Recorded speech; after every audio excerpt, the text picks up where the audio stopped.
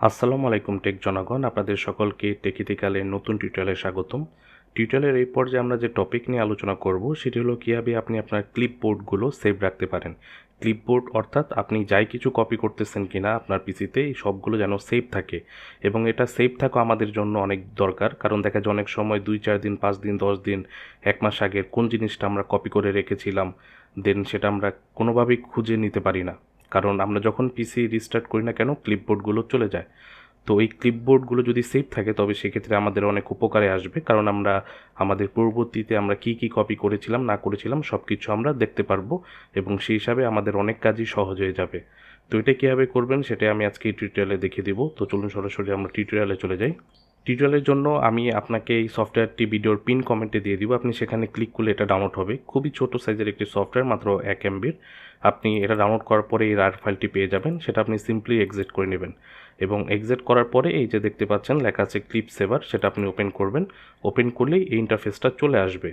তো এই ইন্টারফেসের মাধ্যমে আমরা ইউজ করবো, এবং মনে রাখবেন এটা কোনো ভাইরাস না। তো এটা আপনি খুব ইজিতে ব্যবহার করতে পারবেন। আপনি এটা ব্যবহার করার জন্য অপশনসে চলে যাবেন। এখান থেকে কোন অপশনের মানে কি আমি বলে দিচ্ছি। অ্যাড টু উইন্ডোজ স্টার্ট আপে যদি আমি টিকমার্ক দিয়ে দিই তবে সেক্ষেত্রে দেখা যাবে আমি আমার পিসিটা যতবারই রিস্টার্ট করব না কেন বা বন্ধ করে ওপেন করি না কেন এই প্রোগ্রামটি ব্যাকগ্রাউন্ডে অটোমেটিক স্টার্ট হয়ে যাবে। তো আপাতত আমি এটা টিকমার্ক দিচ্ছি না। দেন সেভ প্রোগ্রাম নেমটা আমি টিকমার্ক দিয়ে রাখি, তবে প্রোগ্রাম নেমগুলো আমার সেভ থাকবে। প্রিভেন্ট ডুপ্লিকেটে যদি আমি টিক দিয়ে রাখি তবে একই জিনিস যদি আমি দুইবার কপি করি তবে সেক্ষেত্রে দুইটা সেভ হবে না, অনলি একটাই সেভ হবে। এতে করে আমার ফাইল সাইজও ছোট হবে, এবং সেক্ষেত্রে আমার কোনো কিছু কপি করা ফাইল বের করতে আমার অনেক বেশি সুবিধা হবে। দেন আমি সিস্টেম ট্রেটা অন করে দিই এবং ইউজ হটকিটাও অন করে দিই, অর্থাৎ আমি অল্টার শিফট প্লাস এস যদি আমি আমার কিবোর্ডে প্রেস করি তবে সেক্ষেত্রে এই ক্লিপসেভার ইন্টারফেসটা চলে আসবে। তো এগুলো আমি টিকমার্ক দিয়ে রাখলাম, আপনি ওদের রাখবেন, এবং ক্লিপসে আমার এখানে সকল ক্লিপস সেভ হবে, অর্থাৎ আমি যাই কপি করি না কেন। এবং হোমে আমি স্টার্ট, স্টপ এবং হাইড করতে পারবো। তো আমি আপাতত স্টার্ট করি, তবে দেখবেন এটা ব্যাকগ্রাউন্ডে স্টার্ট হয়ে যাবে। তো দেখুন লেখা আসছে নিচে ক্লিপসেভার ইজ রানিং। তো এটি স্টার্ট দিয়ে আমি হাইড করে রেখে দিই। এখন আমি একটা টিএক্সটি ফাইল আপনাকে ওপেন করে দেখাই। তো এখানে মনে করুন আমি একটা জিনিস কপি করলাম, দেন আবার এটাও কপি করলাম, দেন আবার এটাও কপি করলাম, অর্থাৎ সাবস্ক্রাইব টেকিটিক্যাল, তারপর টেকিটিক্যালের 5.0 কোর্স বা এই লেখাগুলো নর্মালি আমি কপি করলাম।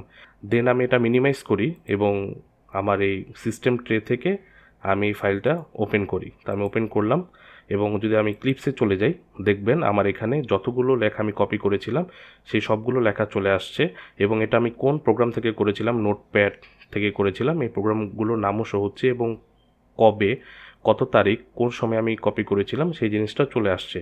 এবং আমি যদি একই জিনিস বারবার কপি করি দেখবেন এখানে একটাই থাকবে, যেমন আমি এখানে একই জিনিস বারবার করলাম কপি, তবে সেই ক্ষেত্রে এখানে একটা লেখাই থাকবে, কারণ আমি ডুপ্লিকেটটা অন করে দিয়েছি।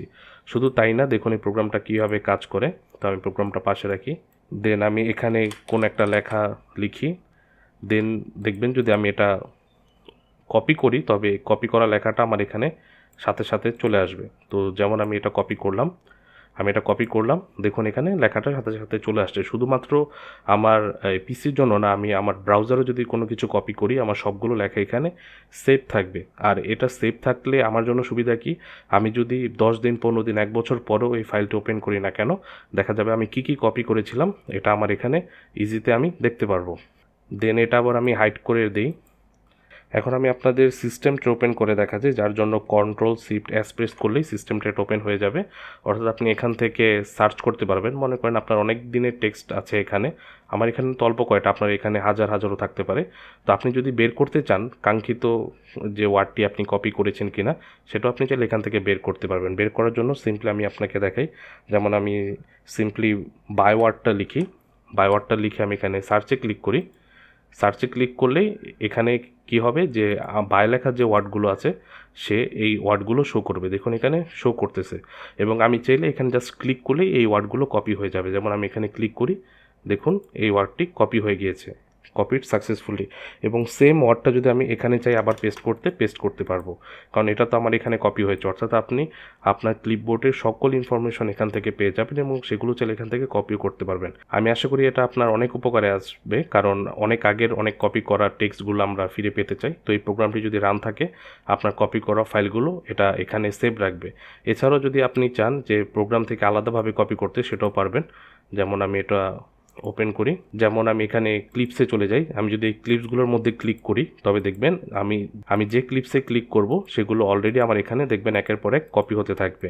অর্থাৎ এখান থেকে আপনার যদি আবার ক্লিপসটা কপি করে অন্য জায়গায় পেস্ট করতে চান, জাস্ট আপনি এই জায়গাতে ক্লিক করবেন, দেন আপনি যেখানে পেস্ট করতে চান সেখানে আপনি ইজিলি পেস্ট করতে পারবেন। দেখুন আমি এখানে পেস্ট করলাম, এই সেম লেখাটা চলে আসলো। আবার আমি বায়োটেকনিক্যাল কোর্সে ক্লিক করি, আবার এখানে যদি আমি নিচে পেস্ট করতে চাই, তবে সেক্ষেত্রে আমি যেটা পেস্ট করেছিলাম সেটা এখানে চলে আসবে, যেটা আমি কপি করলাম মাত্র। তো এইভাবে আপনার এখানে হাজার হাজার থাকতে পারে। তো আমি আশা করি এখান থেকে আপনি খুব ইজিতে খুঁজেও নিতে পারবেন, যেটা আমি হটকির মাধ্যমে একটু আগে দেখিয়ে দিলাম। তো আমি আশা করি এই টুলসটা আপনার অনেক কাজে লাগবে, এবং এই টুলসটা আমি আপনাকে ভিডিওর পিন কমেন্টে এটা ডাউনলোড লিঙ্ক দিয়ে দিব। তো এই ছিল আজকের মতো টিউটোরিয়াল। সবাই ভালো থাকবেন, সুস্থ থাকবেন। আল্লাহ হাফেজ।